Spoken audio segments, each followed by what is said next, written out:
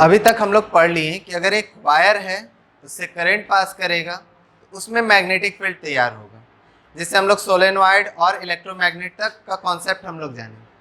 तो अगर कोई करंट कैरिंग वायर है उसका मैग्नेटिक फील्ड है तो उसमें वही मैग्नेट के लॉज फॉलो होंगे जो आम बार मैग्नेट पे फॉलो होता है, यानी सेम पोल जो है वो रिपेल करेंगे और अपोजिट पोल्स अट्रैक्ट करेंगे।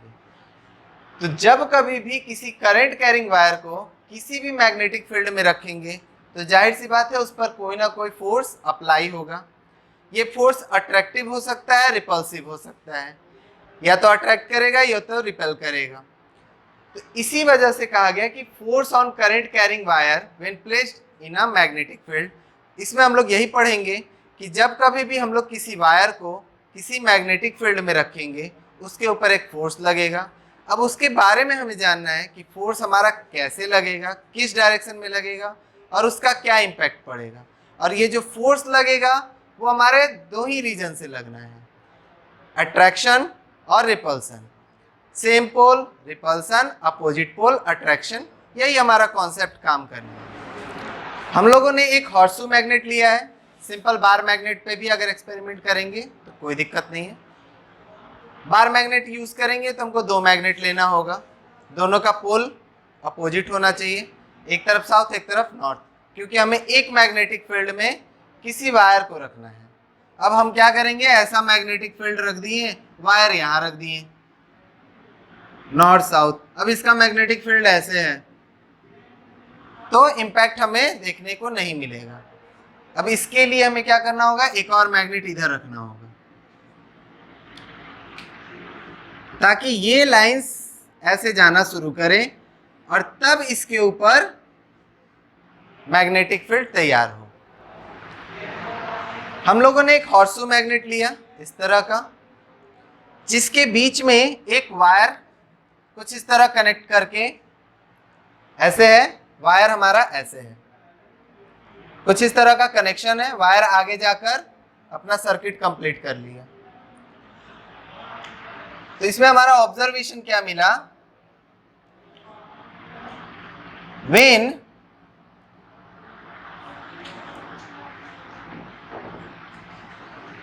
स्विच इज ऑफ, स्विच हमारा ऑफ है। अगर स्विच हमारा ऑफ होगा, ये मैग्नेट है, वायर है, स्विच ऑफ होगा तो जो जैसे अरेंजमेंट है वैसे का वैसे ही रहेगा। No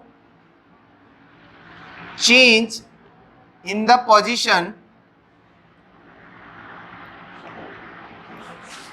of wire observed, that is no force exerted on wire, wire पर हमारा कोई फोर्स नहीं लगा। जब हमारा मैग्नेट है, वायर है, हम रखे हैं, स्विच ऑफ है, हमारा कोई भी इस पर फोर्स नहीं लगा, जो जैसे अरेंजमेंट था वैसे ही रह गया।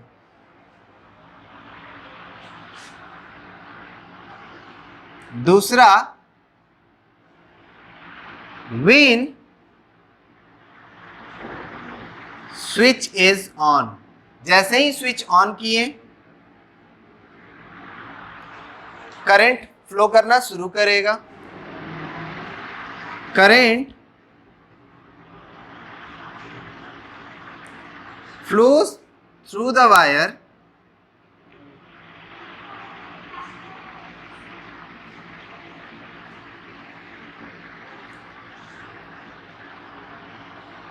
if force is exerted on the wire, as the wire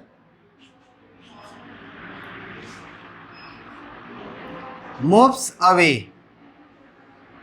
wire क्या हुआ, बाहर की तरफ मूव कर गया। तो जैसे ही वायर बाहर की तरफ मूव किया, इससे पता चल गया कि उसके ऊपर कोई फोर्स लगा है, ए फोर्स इज एक्सर्टेड। अगर उस पर कोई फोर्स नहीं लगता तो वो अपनी जगह पर जैसे था वैसे का पड़ा रहता है. This confirms that a current carrying wire when placed in a magnetic field exerted a force. तीसरा जो ऑब्जर्वेशन आया, when direction of current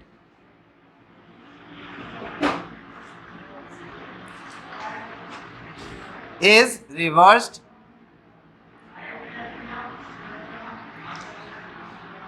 जब हम लोग करंट का डायरेक्शन चेंज कर दिए,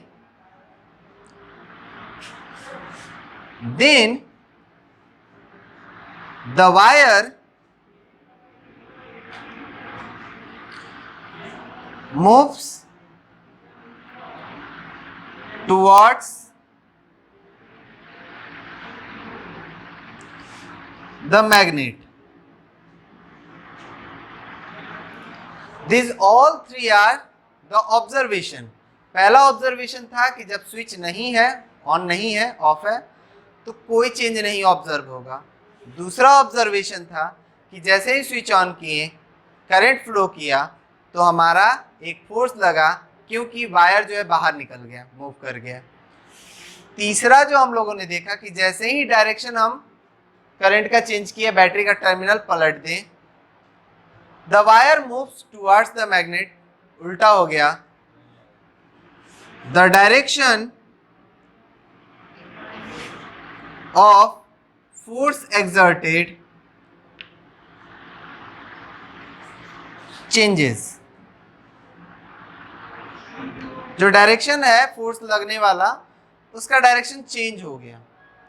अब जब ये डायरेक्शन चेंज हुआ, इससे ये कंफर्म हो गया कि जब कभी भी कोई वायर होगा किसी मैग्नेटिक फील्ड में, उसके ऊपर एक फोर्स लगेगा और उस फोर्स का एक फिक्स डायरेक्शन होगा.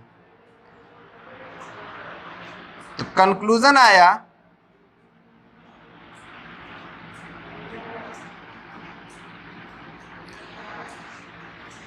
ए current carrying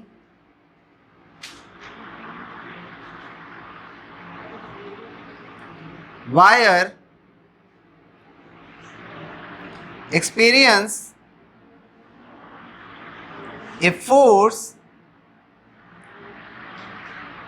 when placed in a magnetic field.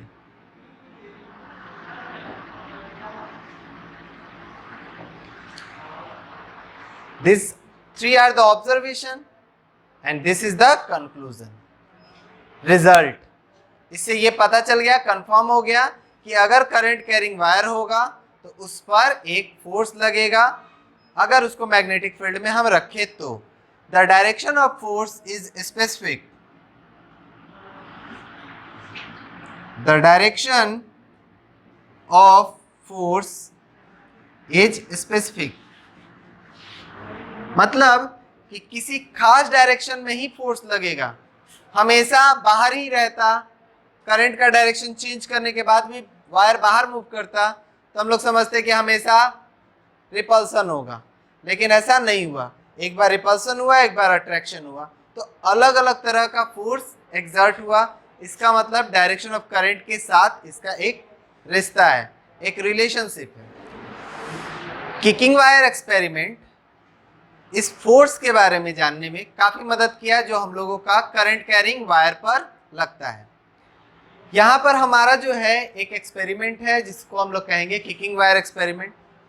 इसका नाम किकिंग वायर इसलिए दिया गया क्योंकि वायर पे लगातार किक लगते रहता है, वो हम लोग अभी देखेंगे. एपरेटस अरेंजमेंट हम लोगों का कैसा है, एक हॉर्सू मैग्नेट है, उसके बीच में हमारा एक कंटेनर है, कटोरा है जिसमें मरकरी भरा हुआ है. उस मरकरी में ऐसा कोई वायर डाला हुआ है जो फ्री टू सस्पेंड करने के जैसा है, फ्री टू मूव है. वो इस तरह ऐसे है और वो फ्री टू मूव है. बाकी जो है चीजें यहां से यहां सर्किट कनेक्ट किया गया है. दूसरा जो एंड है वो कटोरे में मरकरी में लाकर कनेक्ट कर दिया गया है.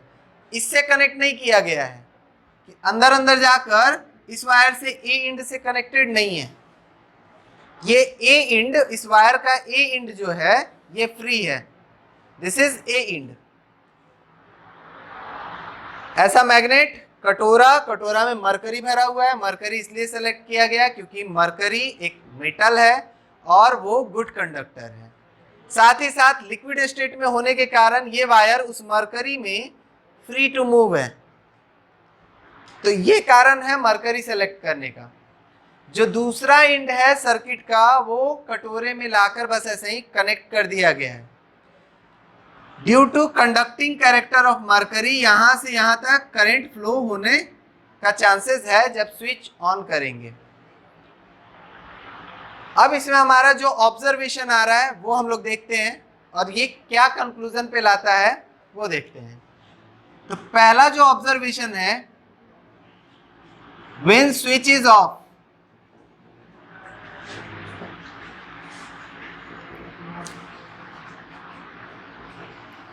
No movement in wire. इस वायर का नाम हम लोग ले लेते हैं A B, wire A B. Wire A B में हमारा कोई मूवमेंट नहीं है। वायर ए बी जो है हमारा इस तरह का हुक लगाकर कनेक्ट किया हुआ है और यहाँ पर ये जो हुक है वो भी मेटल का बना हुआ है। तो वायर जब इस पे कनेक्टेड है, ये मेटल का है, तो वायर में करंट फ्लो करेगा। हुक हमारा नॉन मेटल का नहीं है, हुक हमारा प्लास्टिक वगैरह का नहीं है, मेटल का है। तो यहां से यहां पर आ गया करंट अगर, तो इस वायर में भी करंट आएगा। दूसरा observation, when switch is on, switch on है, then wire get a kick which move it away। Wire पे एक किक आएगा, किक मीन्स फोर्स। न्यूटन का लॉ कहता है कि कोई भी मूवमेंट तब तक नहीं होगा जब तक उस पर एक्सटर्नल फोर्स ना लगे। तो जब ऑफ था तो कोई मूवमेंट नहीं है, कोई मोशन नहीं है।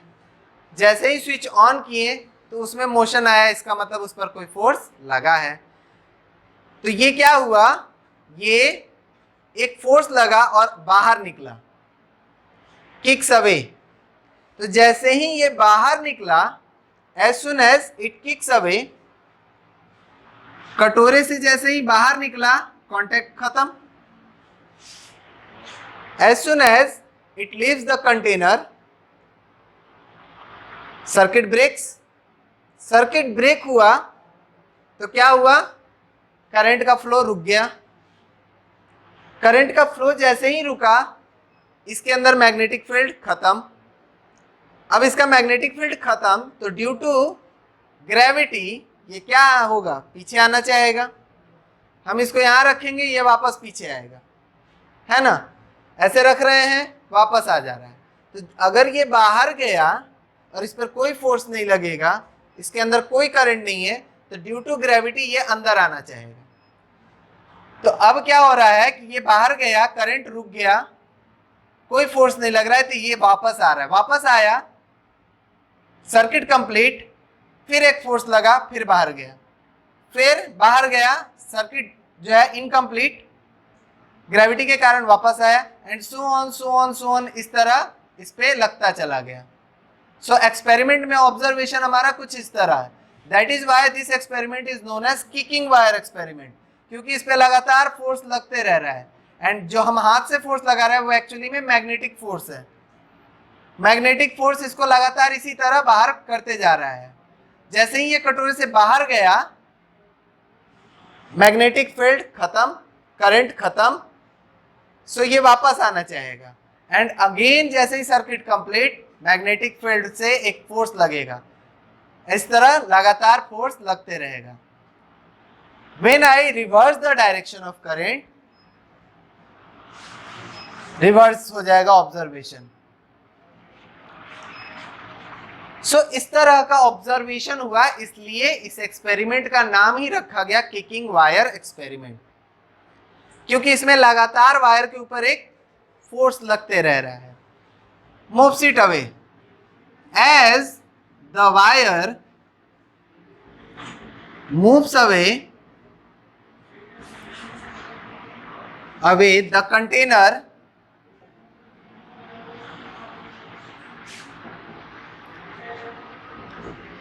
circuit breaks,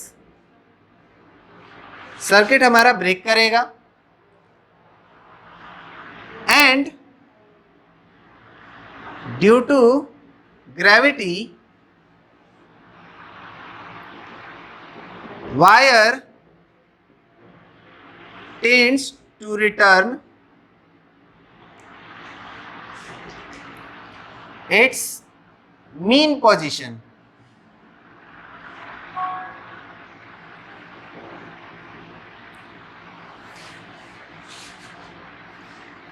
As soon as it returns to its mean position,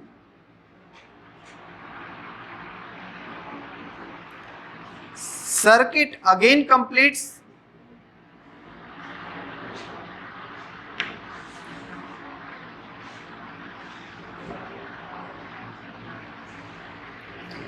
and wire get another kick, और वायर को फिर से किक में लगेगा। This process goes on, this observation goes on till the switch is on. जब तक switch on है ये ऑब्जर्वेशन होता रहेगा, वायर पे लगातार इस तरह का किक लगता रहेगा, वायर बाहर निकलेगा, अंदर आएगा, बाहर, अंदर बाहर, अंदर बाहर करता रहेगा। जो थर्ड था, when direction of current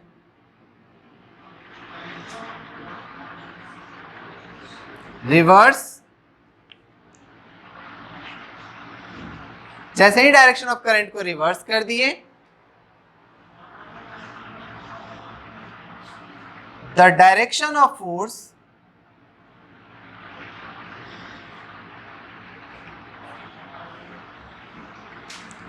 on wire reverse. Wire पे जो लगने वाला फोर्स था, पहले ऐसे ऐसे लग रहा था, अब ऐसे ऐसे लग रहा है।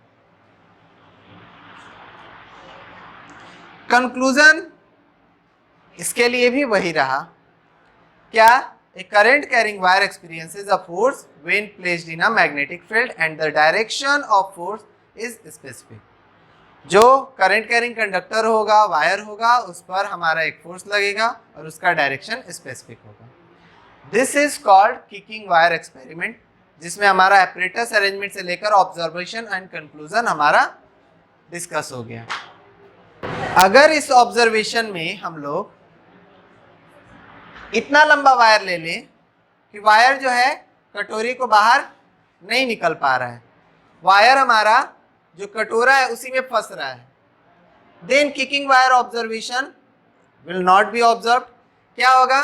एक बार फोर्स लगेगा और वो ऐसे खड़ा रह जाएगा। जब तक वायर को वो छोड़े, कंटेनर को वो छोड़ेगा नहीं, सर्किट ब्रेक नहीं होगा, तब तक वो वापस नहीं आना चाहेगा। सो इस तरह का ऑब्जर्वेशन हमारा हो सकता है कि अगर हम वायर लंबा ले लें, बाहर निकल के कटोरे को नहीं छोड़े, तो हमारा एक ही तरह का ऑब्जर्वेशन मिलेगा। इस तरह का वायर ऐसे है, ऐसे ही रह जाएगा, वायर ऐसे है तो ऐसे ही रह जाएगा, चेंज नहीं होगा।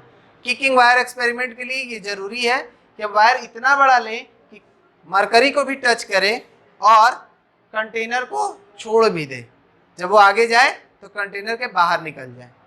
अगर इस एक्सपेरिमेंट को हम लोगों को करना है तो। नेक्स्ट क्लास में हम लोगों का आएगा फ्लेमिंग्स लेफ्ट हैंड रूल और इलेक्ट्रिक मोटर। सो आज के लिए इतना ही।